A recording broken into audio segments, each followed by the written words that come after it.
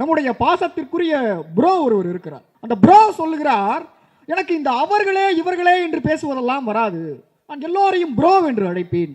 அன்பார்ந்த தோழர்களே, அவர்களே இவர்களே என்ற இரண்டு சொற்களுக்குள் ஒரு நூற்றாண்டின் வரலாற்றை புதைத்து வைத்திருக்கிறது திராவிட இயக்கம் என்பதை ஒவ்வொருவரும் உள்வார்ந்து கொள்ள வேண்டும். இந்த திராவிட இயக்கத்தின் வருகைக்கு முன்பாக வெறும் 10 வயது பண்ணையாரின் மகன் 40 வயதை சார்ந்த ஒரு மதிக்கத்தக்க நபரை பார்த்து அடே குப்பா என்பான், அடே சுப்பா என்பான்.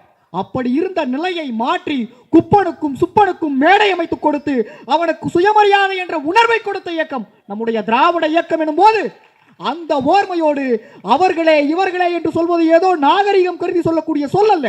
அந்த சொல்லுக்குள் ஒரு நூற்றாண்டினுடைய சுயமரியாதை வரலாறு புதைந்திருக்கிறது என்பதை எந்த நடிகருக்கும் தெரிந்திருக்கிறதற்கு வாய்ப்பில்லை. அப்படிப்பட்ட நடிகர்கள் கூட்டம் இன்றைக்கு எது திராவிடம் என்பதை அவர்களுக்கெல்லாம் நாம் அழுத்தி சொல்ல வேண்டிய தேவை நமக்கு இருக்கிறது.